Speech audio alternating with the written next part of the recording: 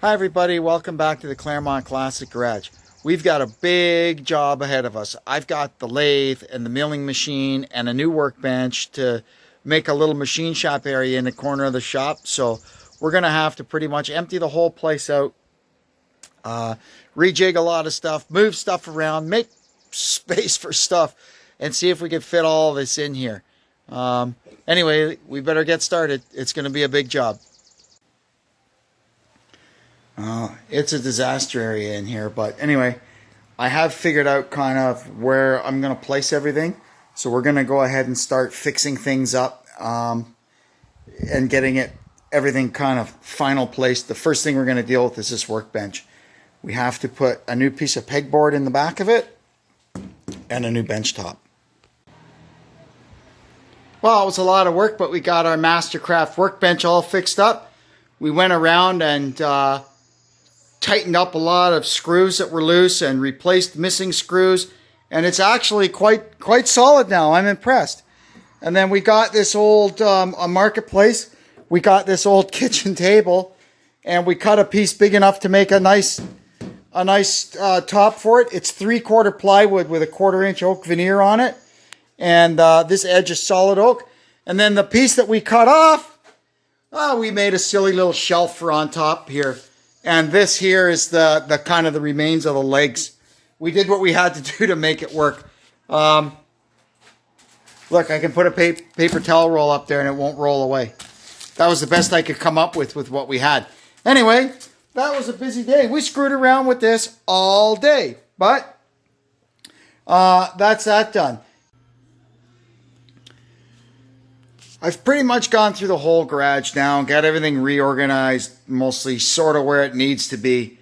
So what I was doing is I went through anything that was kind of for the machine shop area or related to it, I just brought over here. So what I'm going to do now is start getting this all kind of put together so we can make this space operational. First thing I got to do is I've got a couple of lights here. One light is going to get hung up here over the mill, and the other one is going to be up over the lathe.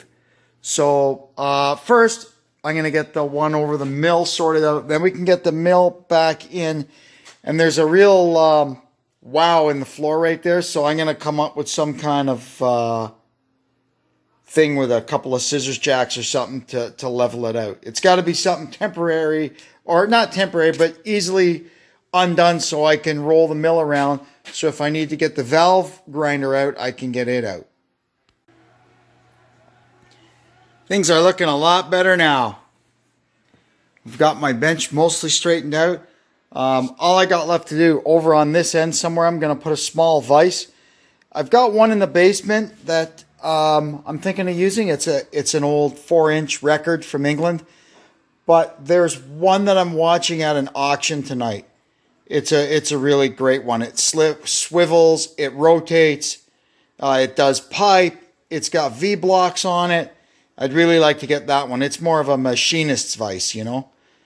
What we're going to do now is we're going to start working on the lathe area.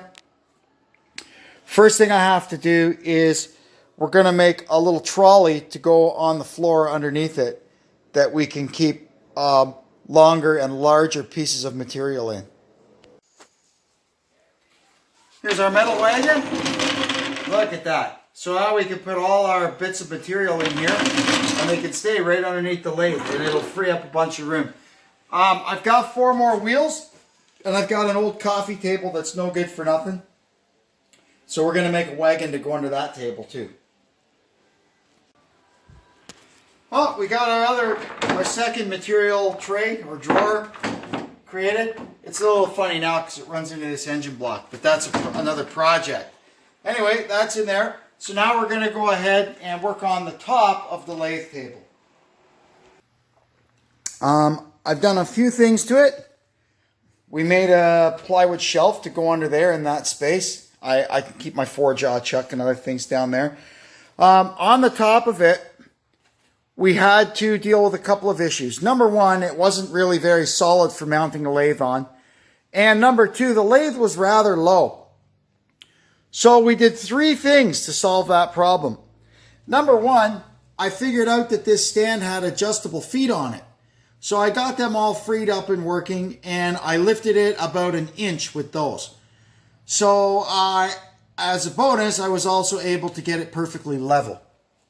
Then we used this 2-inch thick butcher block on top of it, which made the bench a lot more solid and raised the lathe a further 2 inches. So now we've got 3. Then I made these risers out of 2.5-inch square tube. So we've raised the lathe basically 5.5 inches, and we've made everything nice and solid. And I've done some preliminary shimming of this because you have to make sure what this is bolted down to is absolutely perfect. Because when you tighten it down, any slight amount of twist in the bed here will result in inaccurate turning. So I did a preliminary little bit by leaving bolts loose and whatnot, and I found I had to put 9 thou under here, which I did. So that is okay for now. There is some actual turning tests you do once you've got everything up and running that will tell you if you need to shim further.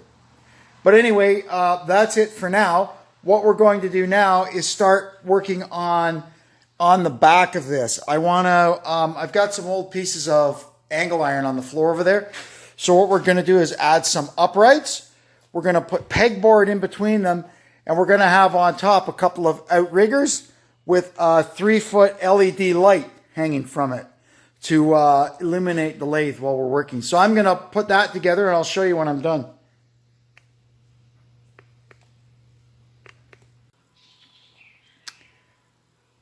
I got the back of the lathe bench all made up now. Just kind of using my favorite building material, whatever we have. So I found an old bed frame that we made the uprights out of. And I hung this little LED light off of it. I put this piece of EMT across the back of it in case I wanted to hang something or whatever. So I've got this for my storage of all my chucks and centers and paraphernalia. I put a piece of pegboard on the back to hang my change gears and my face plates and whatnot on. I kind of like this, my lathe bench. When I got the lathe, I was kind of disheartened that I didn't get a Myford stand and drip tray, but now I'm quite happy with this, to tell the truth. I'm glad I didn't get a Myford stand and drip tray. So we've got our little machine shop area all set up now, ready to go into production. When I need stuff now, I can make it. I'm really happy with this. We also got at the auction a new cabinet here for, you know, paint cans and stuff of that nature. I used to have those 2 old wooden ones against the wall there. I tried making them work over here, but it was just too wobbly. This is steel. It's way more solid. It's got way more cubic volume inside it. So that worked out well.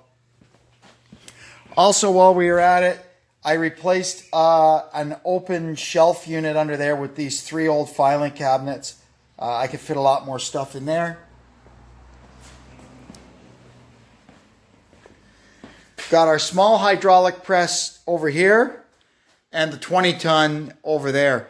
I really pondered getting rid of the small one, but I do like it. It's got just that kind of fine.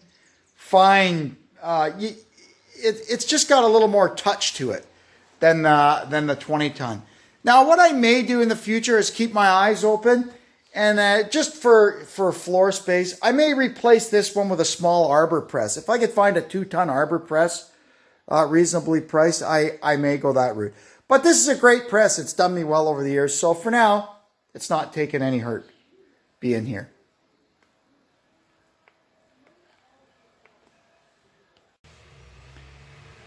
This is the back side of my workbench. So I made double use of the pegboard. I've got all my brooms and dustpans and floor squeegees and stuff hanging on there. Might as well use it. It's there. Well, it's been a busy couple of weeks getting all this stuff reorganized and squared away. It was a lot of work, man. But anyway, we're at the end of it now, and the Claremont Classic Garage can get back to work doing the stuff that we want to do rather than this kind of stuff. But anyway, that's it for now, I guess. In the next video, we'll actually be doing something constructive. Thanks for tuning in, and until then, so long.